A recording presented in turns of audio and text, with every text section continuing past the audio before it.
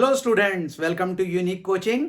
Students, आज हम chapter arithmetic progression की एक्सरसाइज 5.2 और उससे रिलेटेड एग्जांपल्स करेंगे और साथ ही हम जानेंगे कि nth टर्म क्या होती है। nth टर्म मतलब हमारे पास एक एपी गिवन है और उस एपी की हमने कोई भी टर्म निकालनी है, मतलब जैसे 20वीं टर्म निकालनी, 25वीं टर्म निकालनी है, ये हम सीखेंगे।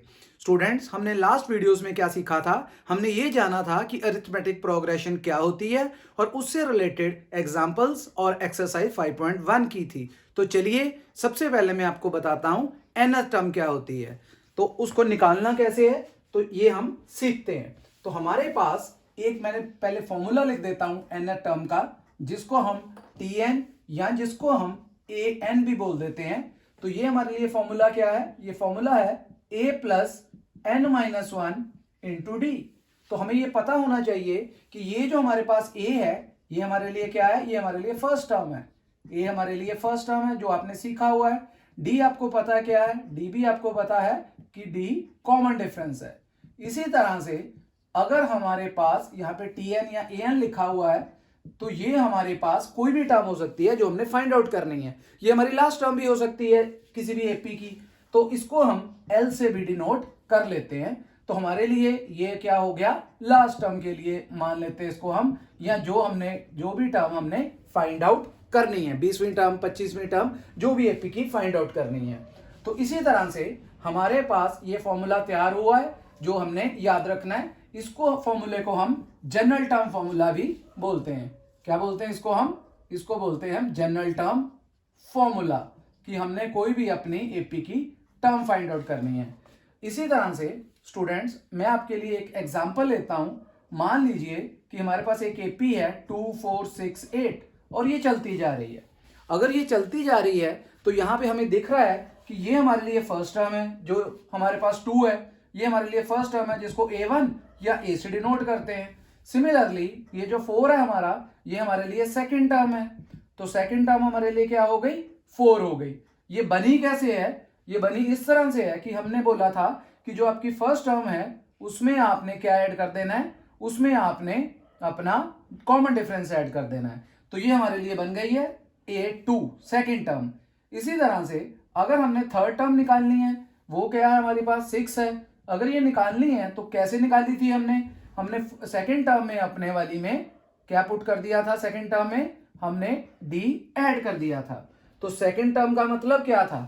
सेकेंड टर्म का हमारे पास मतलब था कि यहां पे A2 की जगह पे हम क्या पुट कर सकते हैं? A2 की जगह पे हम a प्लस डी लिख सकते हैं, a प्लस डी, और ये हमारे पास एक डी और आ गया हुआ है। तो ये हमारे पास थर्ड टर्म आई है जिसमें हमने फर्स्ट टर्म में 2 बार डी ऐड कर दिया। इस तरह से हमने थर्ड टर्म निकाली थी।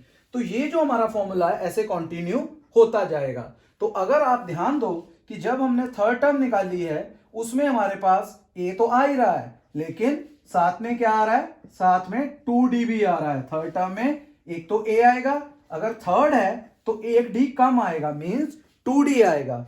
इसी तरह से जब आपने सेकेंड टर्म निकालनी है उसमें भी ए आएगा, लेकिन उसमें भी एक डी कम आएगा। सेकेंड टर्म थी तो एक डी कम किया, डी आ गया है।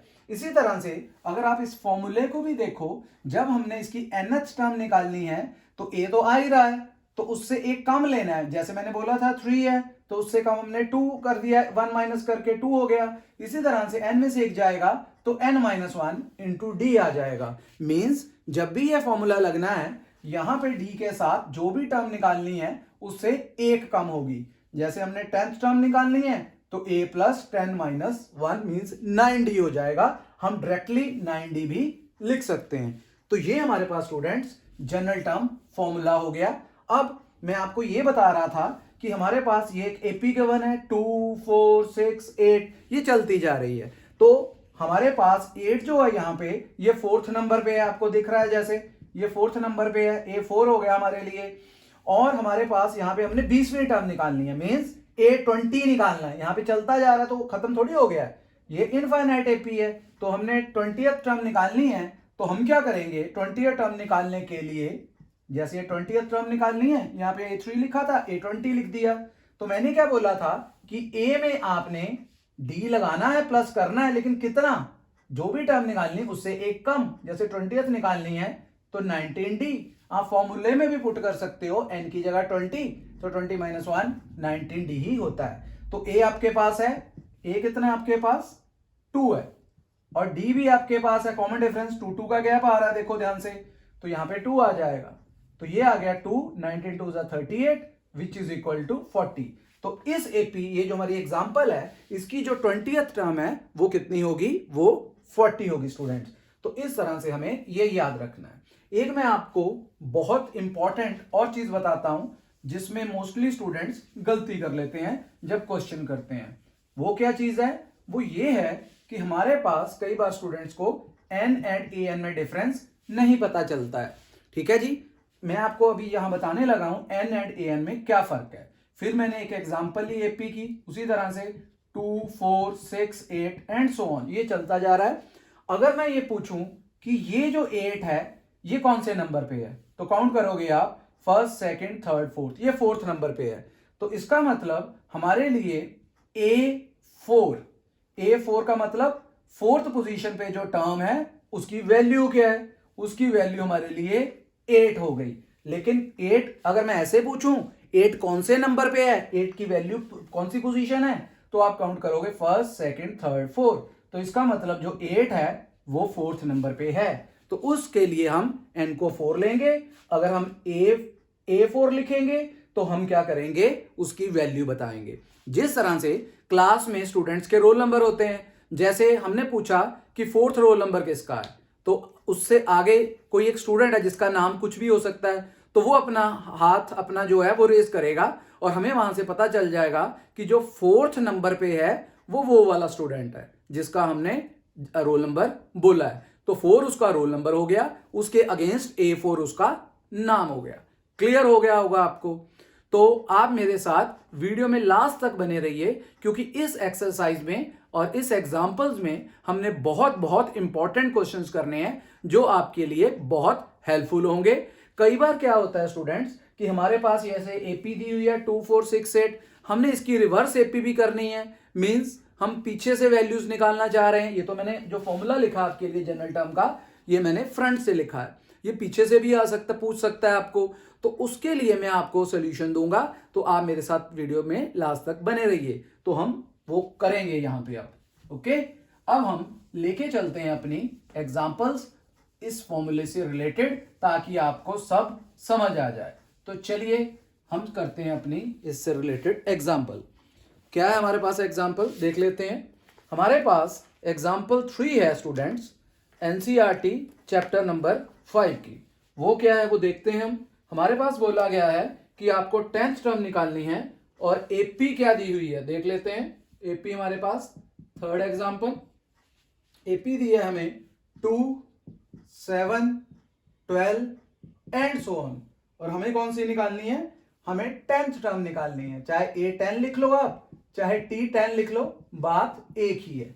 तो ये हमने एपी फाइंड आउट करनी है, 10th term sorry find out करनी है। तो एपी तो गिवन है, क्वेश्चन में बोल दिया हुआ है, फिर भी आप चेक करना चाहो तो कर सकते हो।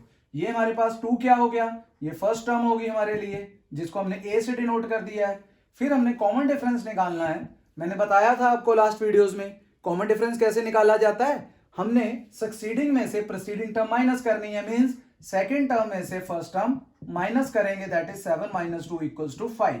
अगर आपको बोला जाए कि चेक करो ये एपी में है या नहीं है, तो फिर आप थर्ड में से सेकंड टर्म भी माइनस करके देख सकते हो। जैसे 12 - 7 वो भी 5 ही आ रहा है, तो एपी में तो है। वैसे हमें क्वेश्चन में गिवन है ये एपी है। अब हमें 10th टर्म निकालनी है। जैसे मैंने बोला था हमें क्या करना होता है, या तो फॉर्मूला लगा लो एक बार, मैं पहले फॉर्मूले से बता देता हूं, फिर हम डायरेक्ट लगा लिया करेंगे। सबसे पहले ए आएगा स्टूडेंट्स, उसके बाद 10 - 1, एन हमारा यहां पे कितना है, एन हमारा यहां पे 10 है। तो फॉर्मूले में पुट करोगे जब 10 - 1 और बाहर डी आ रहा है, तो क्या बन गया a + 9d। देखिए मैंने आपको डायरेक्ट भी बताया था कि जब जो भी हमने टर्म निकाली है d के साथ उससे एक कम आएगा। जैसे इधर 10 आ रहा था तो 9 आ गया।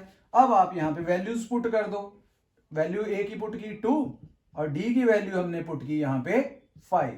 तो इसको सॉल्व करेंगे तो 2 + 45 विच इज इक्वल टू 47। देखिए ये जो हमारे पास AP है ये जो चल रही थी इसकी जो 10th टर्म है वो 47 है। मतलब हमने अलग अलग वे से क्वेश्चन नहीं किया, मीन्स हमने इसमें ऐसे नहीं किया कि हम चेक कर लें 5 फिर ऐड करें 17 आएगा, फिर 5 ऐड करेंगे 22 आएगा। हमने एक फॉर्मूला लगाया जिससे हम डायरेक्ट 10th टर्म पे पहुंच गए हैं। इसका मतलब कि हमें 7th 8th 9th इस तरह की टर्म्स की जरूरत नहीं पड़ी, लेकिन हमें क्या चाहिए था, हमें एक ए चाहिए था और एक हमें डी चाहिए था, जिसकी हेल्प से हमने 10th टर्म फाइंड आउट कर लिया। स्टूडेंट्स, मुझे लग रहा है कि आपको ये क्लियर हो गया होगा। अगर आपको अभी भी कोई प्रॉब्लम आ रही है तो हम कंटिन्यू कर रहे हैं और एग्जांपल्स लेंगे, देखते हैं क्या एग्जांपल्स हो सकती हैं वो हमारे लिए। मैं फॉर्मूला अब रब कर देता हूं ताकि आपको अब फॉर्मूला दिमाग में रहे और आप खुद यहाँ पे क्वेश्चंस में मेरे साथ साथ इंप्लीमेंट फॉर्मूले को क्वेश्चंस में कर सको।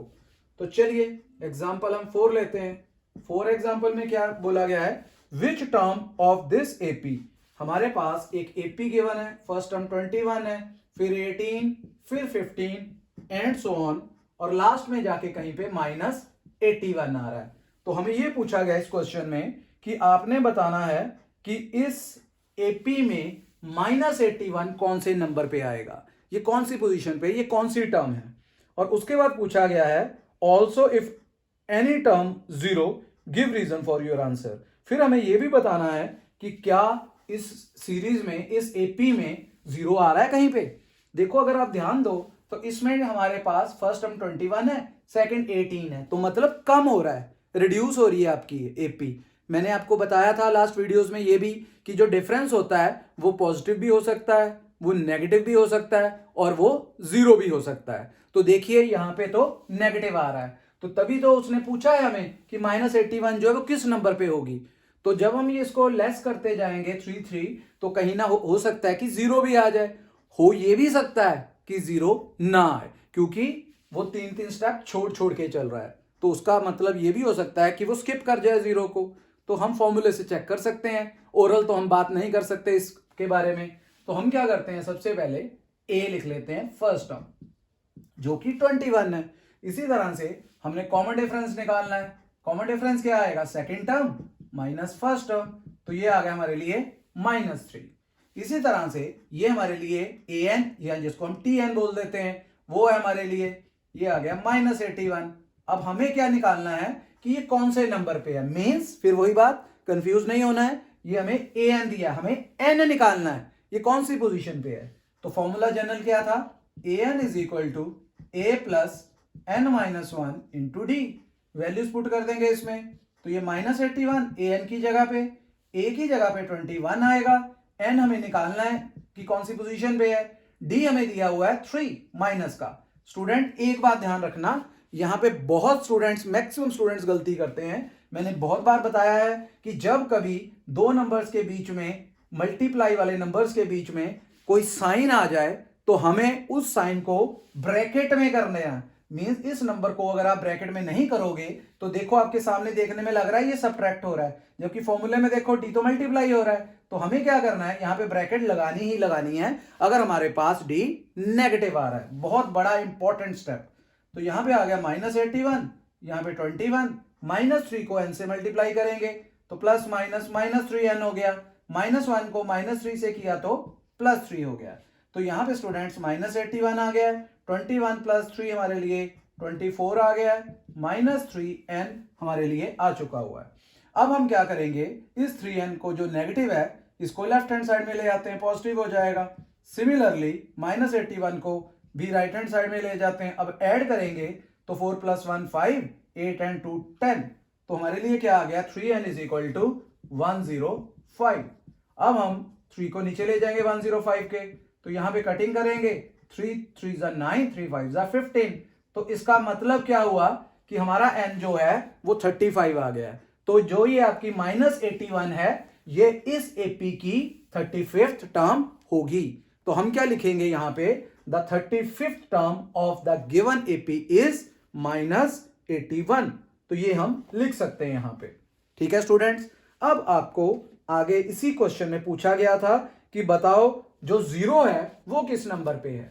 अब 81 की जगह पे, -81 की जगह पे हमने 0 लिख देना है, क्योंकि उसने पूछा है हमें कि बताओ कि जीरो किस नंबर पे है, सेम फॉर्मूला लगेगा। अब जीरो की पोजीशन हमने फाइंड आउट करनी है किस नंबर पे है।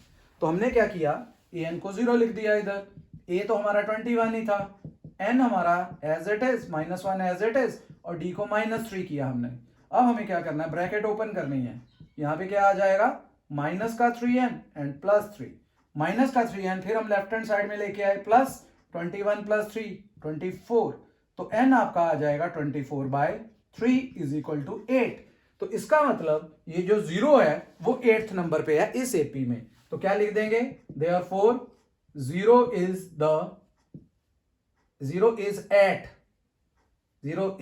Eight 8th position of the given AP, ये लिख देंगे।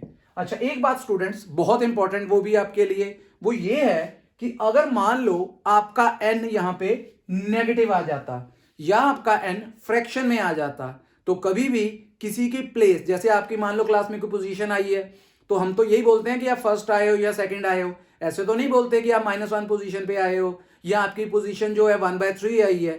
तो जब भी आपका n काउंटिंग नंबर होता है, तो जब भी आपका n कभी नेगेटिव या फ्रैक्शन में आ जाए, उन केसेस में हमारे पास जो नंबर पूछे जाते हैं वो उस एपी में नहीं होंगे, उस केस में वो पॉसिबल नहीं होगा। क्लियर हो गया आपको। अब हम करते हैं अपनी एग्जाम्पल नंबर 5, वो भी हमारे पास इस फॉर्मूले से ही रिलेटेड है आपको, तो आपको क्लियर हो जाएगा। और भी आपके जब स्टेटमेंट वाले क्वेश्चंस आते हैं तो उसमें हमने खुद ये इसी तरह के फॉर्मूले लगा के, जनरल टर्म के एपी के फॉर्मूले लगा के सॉल्व करना है। तो चलिए एग्जाम्पल क्या है, मैंने आपको बोला था कि वीडियो में लास्ट तक बने रहिए, बहुत इंपॉर्टेंट कंसेप्ट चल रहा है। तो जब हम एग्जाम्पल करने लगे हैं, ये आपके लिए काफी ज्यादा इंपॉर्टेंट है, ये मोस्टली एग्जाम जो आपके आते हैं बोर्ड के उनमें पूछी जाती है। हमें क्या बोला गया, डिटरमिन द एपी, हमें एपी फाइंड आउट करनी है।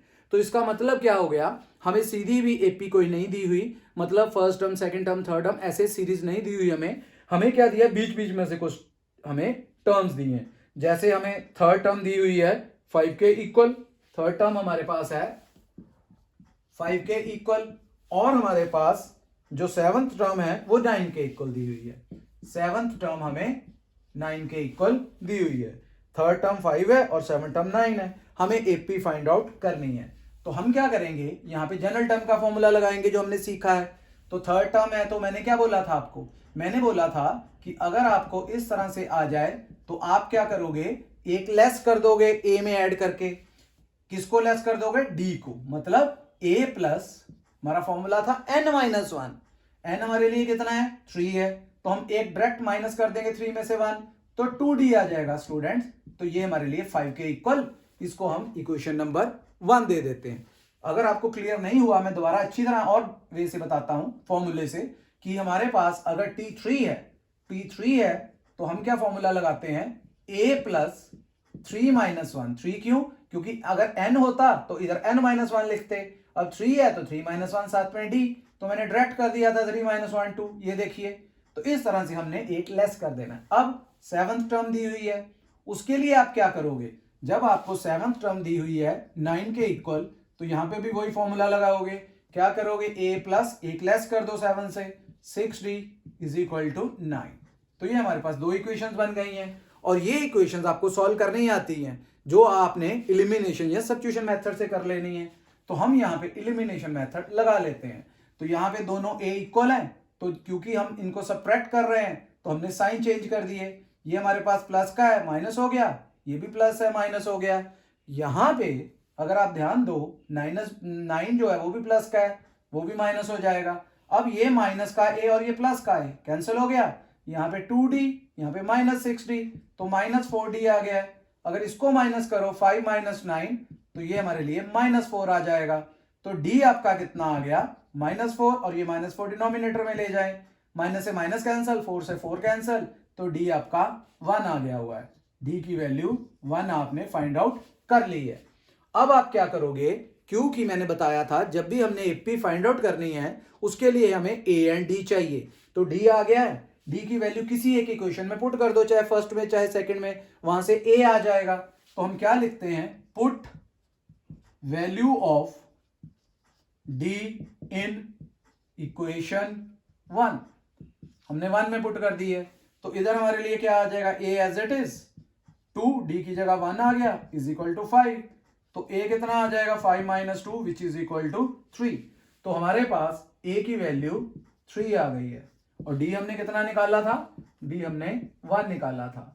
अब हमें AP बोली गई है कि AP फाइंड आउट करो, तो AP के लिए क्या फॉर्मूला मैंने बताया हुआ आपको, AP इज, फर्स्ट हमारे पास क्या था, टर्म A, सेकंड क्या मैंने बताई थी, a plus 2d, a plus 3d and so on, ये चलती जाएगी, क्योंकि हमें बोला नहीं गया कि कहां तक निकालनी है, तो हमने 3-4 टर्म्स निकाल देनी है। a हमारे लिए 3 आ गया, नेक्स्ट 3 प्लस 1, नेक्स्ट क्या आ जाएगा 3 प्लस 3 इंटू 1, तो ये हमारे लिए क्या बन गई है, d की वैल्यू हमारे a हमारा 3 आया है, और d हमारा कितना आ गया है, a प्लस 2d आना है स्टूडेंट्स, इधर a प्लस 2d, तो यहाँ पे भी 2 आ जाएगा, तो क्या बन गई, ये चलती जा रही है, तो ये 3 आ गया, ये 4 आ गया, ये 3 प्लस 2 5, ये हमारी AP बन गई है जो हमने बनानी थी। ये हमारे लिए बहुत ही इंपॉर्टेंट क्वेश्चन है, जैसे मैंने आपको पहले भी बताया है। तो चलिए अब हम करते हैं अपनी एग्जाम्पल नंबर 6। एग्जाम्पल नंबर 6 भी आपके लिए काफी इंपॉर्टेंट है स्टूडेंट्स, इसको अच्छी तरह से समझते रहना है। कोई भी प्रॉब्लम आती है, मैंने पहले भी बहुत बार बोला आपको कि आपने कमेंट सेक्शन में जाके अपनी प्रॉब्लम मेरे साथ डिस्कस कर लेनी है स्टूडेंट्स। तो चलिए एग्जाम्पल नंबर 6 करते हैं। एग्जाम्पल 6 में क्या बोला गया है, check whether 301 is the term of the list of numbers. हमें एक AP दी हुई है, 5, 11, फिर 17, फिर 23 एंड सो ऑन। तो हमें यह पूछा गया है, मैं आपके लिए नीचे लिख देता हूं कि 301 इसमें कहीं पे आएगा या नहीं आएगा। अभी हमने एग्जाम्पल नंबर 4 में भी देखा था, वहां पे भी हमने चेक किए थे ऐसे ही कि वो इस AP में आ रहा है या नहीं आ रहा। जैसे मैंने बोला था कि आपको n की वैल्यू आपकी हमेशा काउंटिंग नंबर में आनी चाहिए, पॉजिटिव काउंटिंग नंबर, तो अगर वो नहीं आती है काउंटिंग नंबर में तो पॉसिबल नहीं है। चलिए देखते हैं, ये हमारे लिए यहाँ पे 5 है, और कॉमन डिफरेंस हमारे लिए 11 माइनस 5, वो कितना आ गया, वो 6 आ गया। तो आप अगला भी चेक कर सकते हो, 17 माइनस 11, वो भी 6 आ रहा है, तो ये AP में तो है, ओके, ये AP में है। अब हम, ये हमारे लिए क्या हो गया, ये हमारे लिए AN हो गया है, जो हमें दिया हुआ है, इसकी अपनी पोजीशन चेक करनी है। तो AN का फॉर्मूला लगाएंगे, A plus n minus 1 into D. यही तो पता नहीं ये है इस AP में, अगर है तो कौन से नंबर पे है वही हमें चेक करना है। AN की वैल्यू पुट कर दी, A हमारे लिए 5, n हमें नहीं पता है, D हमें पता है 6। देखिए यहां मैंने ब्रैकेट नहीं लगाई, प्लस है तो चलेगा बिना ब्रैकेट के, लेकिन माइनस आ जाए तो ब्रैकेट लगानी है। अब आप क्या करोगे, 5 को इधर ले आओ, 301 minus 5 is equal to n minus 1 into 6। अब आप इनको माइनस करो, 1 जाएगा, 4 बचा, 300 में से 4 गया 296, ये 6 नीचे आ गया, is equal to n minus 1। तो n माइनस 1 यहाँ पे अगर हम इसको डिवाइड करते हैं स्टूडेंट्स, ये देखिए 6 4 जा 24, 5 6, 6 9 जा 54। तो ये पूरा पूरा डिवाइड नहीं हो रहा आपके लिए, ठीक है जी, ये पूरा डिवाइड नहीं हो रहा, तो फिर इसका मतलब क्या हो गया, n तो फ्रैक्शन में आएगा। मैं एक स्टेप और कर देता हूं, ये -1 को उधर ले जाता हूं, तो ये आ गया 302 बाय 6। तो अगर हम इसको डिवाइड करेंगे तो ये आ जाएगा 151 बाय 3, जो कि नहीं जा रहा, 151 3 के टेबल में नहीं आता है, तो यहां पे n फ्रैक्शन में आ गया, तो इसका मतलब 301 जो है वो इस AP में, इस टर्म्स में आगे कहीं पे नहीं होगा। तो हम क्या लिख देंगे, हम लिख देंगे therefore 301 is not the member of given AP। ठीक है जी, हम लिख देंगे 301 is not the member of the given AP। तो यहां पे रीजन दे देंगे, अगर पूछेगा हमें तो यहां पे लिख देंगे because n can not be in fraction, जो आपका n है वो फ्रैक्शंस में नहीं होता है। ठीक है जी, इस तरह से हमने ये क्वेश्चंस करने हैं। चलिए अब हम करते हैं एग्जांपल नंबर 7। एग्जांपल नंबर 7 की स्टेटमेंट जो है वो हमें दी है, लेकिन उसकी हमने AP जो है वो खुद बनानी है। AP नहीं गिवन, हमें स्टेटमेंट गिवन है। तो देखते हैं एग्जाम्पल नंबर 7 की क्या बनती है एपी। हमें गिवन है how many 2 digit numbers are divisible by 3। हमें 2 डिजिट नंबर लेना है। सबसे पहली बात, 2 डिजिट नंबर होता कहां से स्टार्ट है? 10 से, और लास्ट 2 डिजिट नंबर कौन सा होता है? 99। ये तो हमें पता है, लेकिन उसने ये भी बोला है कि वो डिविजिबल बाय 3 हो।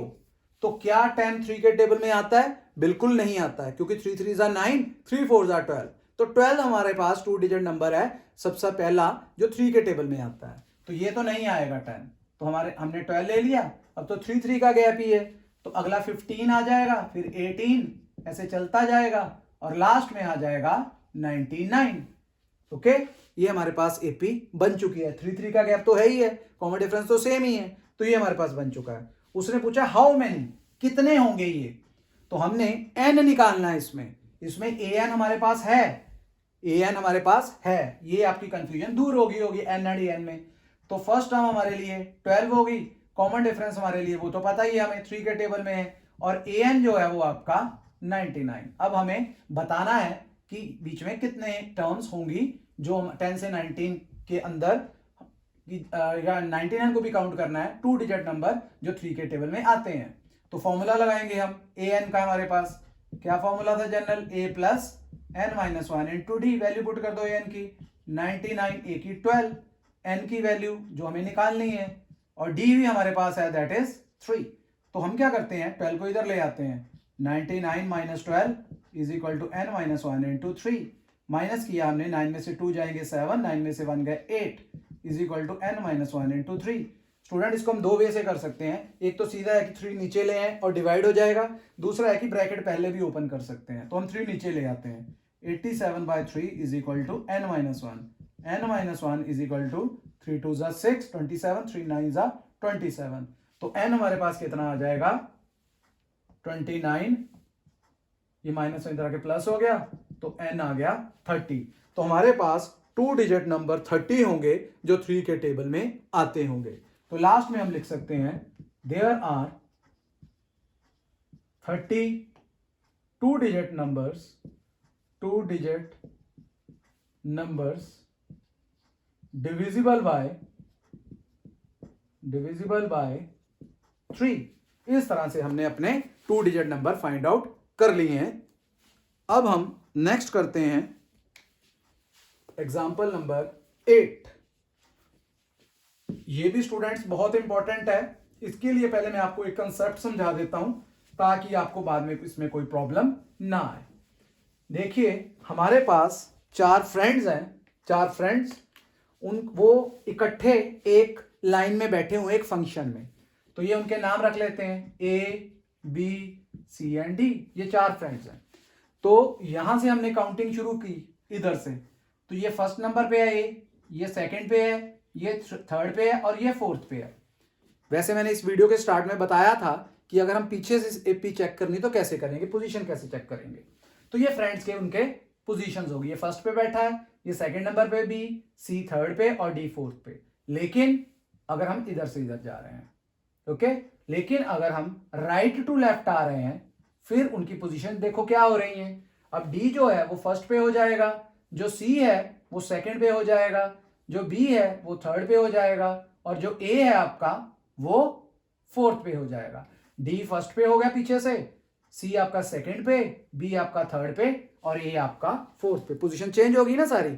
इसी तरह से हमारे पास अगर कोई एपी गिवन होगी, उनकी भी पोजीशन चेंज हो जाएगी। देखिए, एग्जांपल करा रहा हूं आपको, इसको ध्यान से समझना। एग्जांपल नंबर 8, हमें एक एपी गिवन है स्टूडेंट्स। वो एपी क्या है? वो हमारे पास है 10 7 4 एंड लास्ट में दिया है -62। मींस इसकी लास्ट टर्म हमें पता है। हमें बोला गया है कि आपने इसकी 11th टर्म निकालनी है। तो आप बोलोगे कोई मुश्किल नहीं है, 11th टर्म तो हम निकाल लेंगे, हमने सीख लिया हुआ है। अब हमने जनरल टर्म लगानी है और हम उसकी 11th टर्म फाइंड आउट कर लेंगे। तो स्टूडेंट्स, ये हमने जो 11th टर्म निकालनी है वो स्टार्टिंग से नहीं निकालनी है, वो हमने पीछे से काउंट करनी है। जैसे मैंने यहां पे बताया आपको, इसीलिए कंसेप्ट समझा रहा था। अब तो चेंज हो गया काम। आपको मैं ये बताना चाह रहा था ये कंसेप्ट में कि अगर मैं इस सी की पोजीशन निकालना चाहता हूं पीछे पीछे से निकालना चाह रहा हूं, तो फिर आप ध्यान दो कि अगर हम आगे से निकालें तो सी तो थर्ड नंबर पे है, लेकिन अगर हम पीछे से काउंट करें तो वो सेकंड नंबर पे है। तो इसका मतलब हम इसको तो नहीं यूज कर सकते क्योंकि हमने पीछे से निकालनी है। तो हमें क्या करना है, अपनी ये जो ऑर्डर है इसको हमने ऐसे लिख देना है, डी मतलब एपी सारी रिवर्स कर देनी है, पीछे वाले आगे ले आने हैं, सी फिर बी और फिर ए। देखो मैंने यहां पे जब रिवर्स में देखा तो सी आपका सेकंड नंबर पे था, तो मैंने सेकंड पे ही लिखा है। अब हम क्या करेंगे, अब हम अपना वही फॉर्मूला जनरल वाला ही लगाएंगे। अब हमारे लिए अगर शुरू से देखा जाए है तो रिवर्स वाली सीरीज, लेकिन काउंट तो इधर से हम देख रहे हैं, तो सी हमारा अब सेकंड नंबर पे है। इसका मतलब क्या हुआ, इसका मतलब यह हुआ कि हमारा जो कॉमन डिफरेंस है वो उल्टा हो गया। अगर हमारा पहले कॉमन डिफरेंस 2 का गैप था, जब हम सीरीज उल्टाएंगे रिवर्स करेंगे तो हमारा जो डी है वो -2 में हो जाएगा अगर पहले 2 में था। देखिए बिल्कुल सेम आपको इस एग्जांपल में बहुत ज्यादा समझ आएगा। हमने पहले फाइंड क्या करना है वो लिख देता हूं आपके लिए, हमने 11th टर्म फाइंड करनी है। तो सबसे पहले अगर मैं यहां पे आपको डी दिखाऊं, देखिए ए हमारे लिए 10 है, अगर हम इसी तरह से एपी लेते हैं तो, और डी हमारे लिए क्या आ रहा है, second term minus first term, second term minus first term, तो ये आ रहा है 7 minus 10 which is equal to -3। लेकिन हमें क्या बोला गया है, हमें तो बोला है पीछे से आपने निकालनी है 11th टर्म। तो हम क्या कर रहे हैं, सबसे पहले इसको रिवर्स कर रहे हैं सीरीज को, ठीक है जी। तो उसके हिसाब से आपका डी देखना चेंज हो जाएगा। मैं सारी अपनी एपी रिवर्स कर रहा हूं। इससे पहले वाली टर्म क्या होगी स्टूडेंट्स, क्योंकि ये हमारे पास 3 कम हो रहा है, तो अगर ये थर्ड टर्म है, थर्ड से 3 ज्यादा है सेकंड टर्म में, सेकंड टर्म 3 ज्यादा है थर्ड से। इसी तरह से फर्स्ट जो है वो सेकंड से 3 ज्यादा है, इसी तरह से इससे 3 ज्यादा अगली आपकी टर्म कौन सी होगी, -62 से पहली टर्म कौन सी होगी। अगर आप ध्यान दोगे -59 जो है वो इससे बड़ा होता है, ठीक है जी। तो -59 जो है वो इससे बड़ा होता है, तो हमने लिख दिया। हम लिख सकते हैं इससे पहले वाली टर्म, ऐसे 4 की अगली भी लिख सकते थे हम, अगर इसमें से 3 माइनस करें तो 1 आ जाना था, तो ये बन गई है। अब हम अपनी सीरीज रिवर्स कर लेते हैं, तो क्या लिखते हैं, रिवर्स द गिवन एपी, इसको रिवर्स कर दो, तो ये आ गया -62, फिर आ गया -59, ऐसे चलता जा रहा है, ये आ गया 4, 7 एंड 10। तो अब हमारे पास ए जो है वो चेंज हो गया, पहले ये 10 था अब -62 हो गया। डी हमारा कितना आ गया, -59 सेकेंड टर्म, बीच में माइनस, फिर फर्स्ट टर्म -62, तो ये आ गया -59 प्लस 62, तो ये आ गया 3, वहां पे -3 आ रहा था मैंने आपको अभी दिखाया। और ए एन हमारे लिए कितना आ रहा है, ए एन हमारे लिए आ रहा है 10 लास्ट टर्म, ओके। तो जिसको हम लास्ट में लिख सकते हैं, फॉर्मूला लगाएंगे ए एन का, a n is equal to a plus n minus 1 into d. लेकिन हमने कौन सी टर्म निकालनी, हमने तो 11th निकालनी है, तो हम n की जगह 11 लिख लेते हैं, और a की जगह -62, n की जगह 11 -1 एंड d की जगह 3।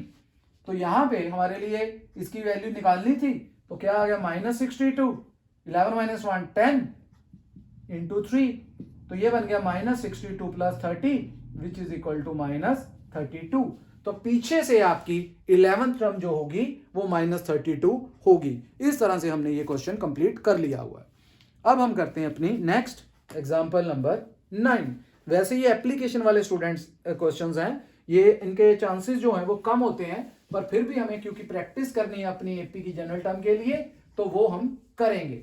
एग्जाम्पल नंबर 9 मैं आपके लिए पढ़ता हूं स्टेटमेंट। क्या है एग्जाम्पल नंबर 9, हमें बोला गया है a sum of ₹1000 invested at 8% simple interest per year. हमें कितना प्रिंसिपल दिया हुआ है, सम मींस प्रिंसिपल, 1000 दिया हुआ है, रेट ऑफ इंटरेस्ट हमें 8% बोला गया है, और हमें बोला गया है calculate the interest at the end of each year. हर साल के एंड में हमने इंटरेस्ट फाइंड आउट करना है। तो इंटरेस्ट का फॉर्मूला क्या था सिंपल इंटरेस्ट का, principal multiply rate of interest into 1 divide by 100। तो इस तरह से हमने इंटरेस्ट निकाल लेना है। आपको ये याद रखना है कि हमारे पास ईयर तो चेंज होता जाएगा, लेकिन सिंपल इंटरेस्ट में प्रिंसिपल वही रहता है, वो चेंज नहीं होता है। तो सबसे पहले मैं आपके लिए फॉर्मूला लिख देता हूं इस एग्जांपल में। वो क्या है हमारे लिए, फॉर्मूला था सिंपल इंटरेस्ट का, principal into rate into time divide by 100। तो हमें प्रिंसिपल पहले कितना दिया हुआ है, हमें दिया हुआ प्रिंसिपल ₹1000, और हमें और क्या दिया हुआ है, हमें यहाँ पे रेट ऑफ इंटरेस्ट 8% दिया हुआ है। ठीक है जी, 8 आ गया। और इसके बाद बोला हर साल, और उसके बाद पूछ रहा है कि जो इनके इंटरेस्ट है क्या वो एपी फाइंड आउट कर, एपी बना रहे हैं। हम क्या करेंगे स्टूडेंट, 2-3 साल का हम निकाल लेंगे, वहां से इंटरेस्ट को देख लेंगे कि क्या एपी में आ रहा है या नहीं आ रहा। पहला पार्ट तो ये है। तो चलिए पहले इंटरेस्ट निकालते हैं। क्या लिखेंगे प्रिंसिपल, 1000 इंटू 8, पहले साल के लिए निकाल रहे हैं, 2 0 100 की 0 कट गई, ₹80 आ गया आपके लिए। अब सेकंड ईयर के लिए इंटरेस्ट निकाल रहे हैं, यहाँ पे लिख लेना आपने इंटरेस्ट फॉर सेकंड ईयर, यहाँ पे लिख लेना है इंटरेस्ट फॉर फर्स्ट ईयर, यहाँ पे लिख लेंगे फॉर फर्स्ट ईयर, और अगला हमारे लिए है सेकंड ईयर। ठीक है जी, लगाइए इधर फॉर्मूला, फिर यही, ये कितना आ जाएगा हमारे पास, ये प्रिंसिपल तो वही रहेगा, रेट हमारा 80 आएगा, लेकिन टाइम सेकंड ईयर के लिए है तो 2 आ जाएगा, 2 0 कट गई, 8 2 16, तो रुपीज आ गया 160। एक साल के लिए और निकाल लेते हैं, इंटरेस्ट फॉर थर्ड ईयर के लिए है, तो क्या करोगे आप, वहां पे 3 लगा दोगे स्टूडेंट्स टाइम के लिए। तो ये कितना आ गया हमारे लिए, 8 3 24, पीछे एक 0 लग जाएगी, 240। तो हमें क्या पूछा गया था, हमें पूछा गया था कि आपके जो इंटरेस्ट है, ये देखिए मैं लिख लेता हूं, 80 160 240, क्या ये एपी में है। तो अगर हम चेक करें common difference, second term minus first term 80 आ रहा है। सिमिलरली एक और निकाल लो, third term minus second term, यहां पे भी 80 आ रहा है, सॉरी। तो क्या हो गया, इंटरेस्ट आर इन एपी, तो एपी में तो है, यहां तक ठीक हो गया। उसने यही पूछा था कि इंटरेस्ट को चेक करो वो एपी में है या नहीं है। आगे पूछा इफ सो, कहता अगर इंटरेस्ट एपी में है then find the interest at the end of 30 years making use of this fact. तो हमने 30 ईयर्स का निकालना है, 30th ईयर का निकालना है। तो हम क्या करेंगे, यहां पे अपना जनरल टर्म का फॉर्मूला लगा देंगे। तो एन हमारे लिए 30 आ चुका है, ए हमारे लिए कितना था, ए हमारे लिए 80 था। ठीक है, कॉमन डिफरेंस कितना था, कॉमन डिफरेंस भी हमारे लिए 80 था। तो हमने 30th टर्म का फॉर्मूला लगाना है, लगाइए general term, a n is equal to a plus n minus 1 into d.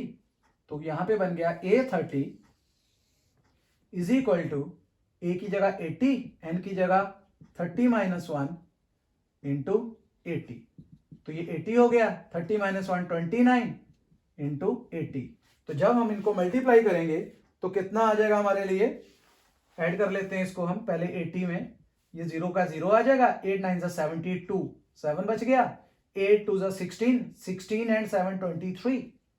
तो ये आ गया 2320, 80 ऐड किया तो ₹2400 हमारे पास आ जाएगा, 2400 हमारे पास आ जाएगा eight the end of 30 years. इस तरह से हमने ये अपना क्वेश्चन सॉल्व कर लिया स्टूडेंट्स। अब हम अपनी एग्जाम्पल नंबर 10th करेंगे, एग्जाम्पल 10th। ये भी हमारे लिए स्टेटमेंट वाली है, इसमें भी हमने पहले तो टर्म्स निकालनी है अपने लिए एपी में, फिर उसके बाद जो पूछा जाएगा वो हम फाइंड आउट कर लेंगे।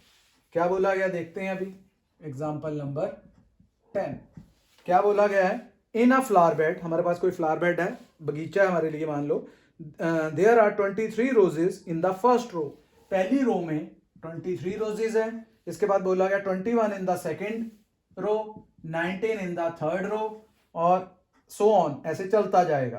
तो हमारे पास ए कितना आ गया, यहाँ पे ए हमारे लिए 23 आ चुका हुआ है, और डी है, देखो दो दो कम होते जा रहे हैं, तो आप निकाल भी सकते हो -2।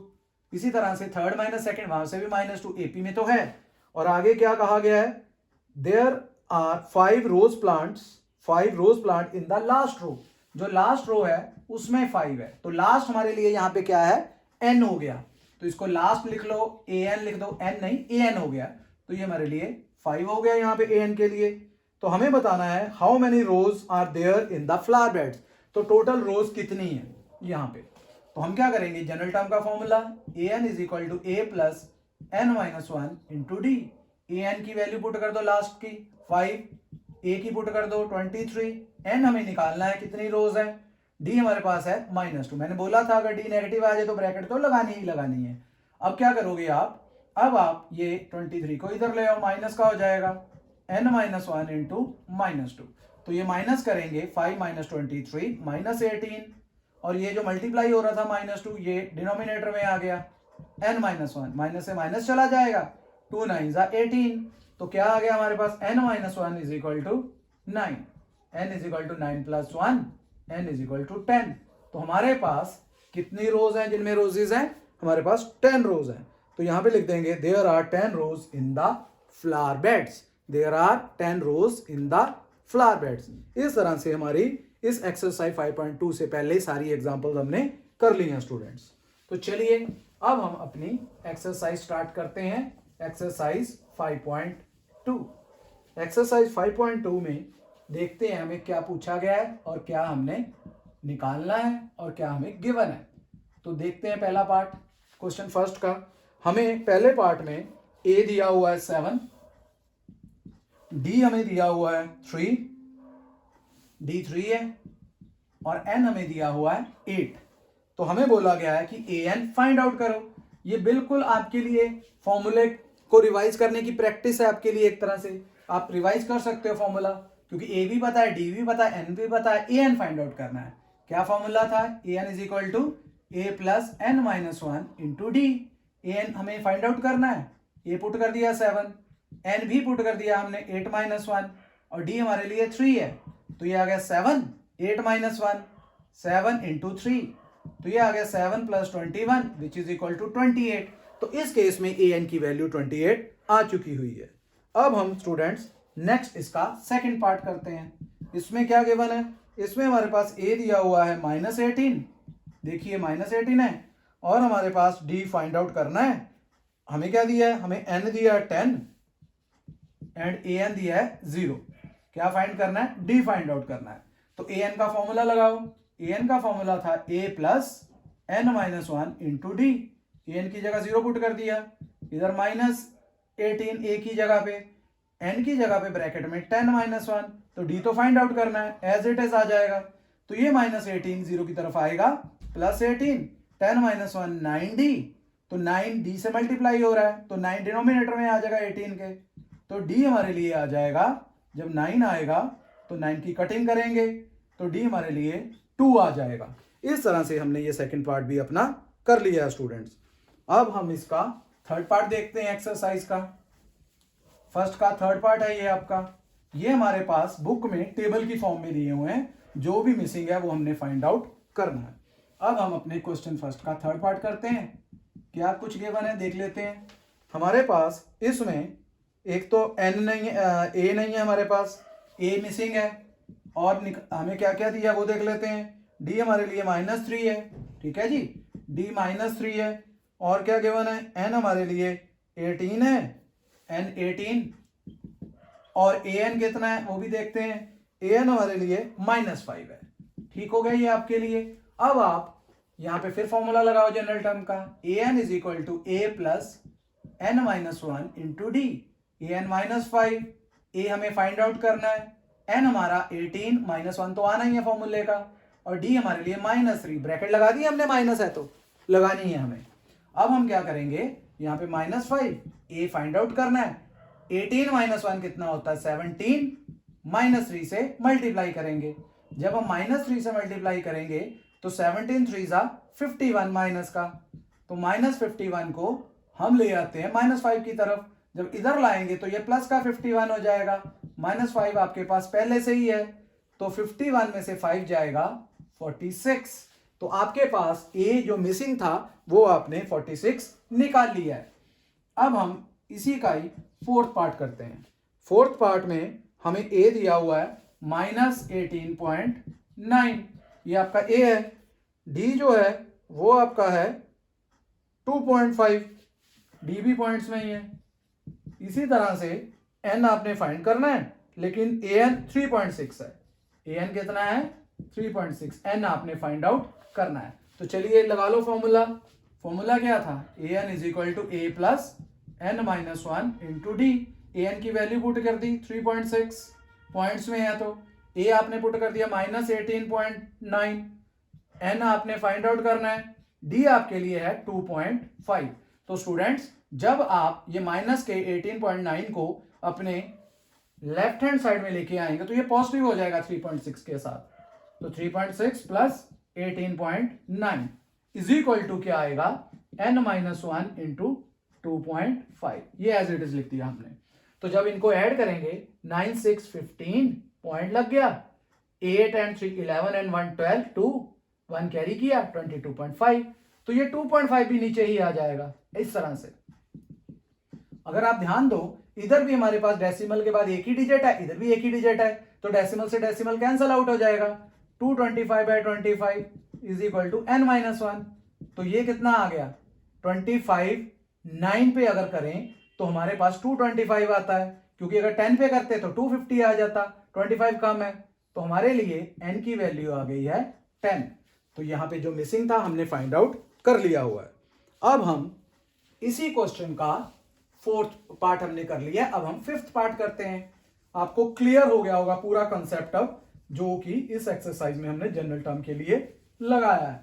बाकी और क्वेश्चंस थोड़े से टफ एक्सरसाइज में आगे जाके आ जाएंगे। तो चलिए फिफ्थ पार्ट देख लेते हैं। फिफ्थ पार्ट में हमें ए दिया हुआ है 35, ए 35 है, और डी हमारे लिए 0 है, और एन हमारे लिए 105 है, एन 105 है, और ए एन हमें फाइंड आउट करना है। तो ए एन का हमने फॉर्मूला लगा दिया। ए एन का फॉर्मूला क्या है? ए एन का फॉर्मूला है ए plus n-1 into d. A N तो फाइंड आउट करना है, ए की जगह 35, एन की जगह 105 माइनस 1, एन हमें 105 दिया हुआ है -1, और डी हमें 0 दिया हुआ है।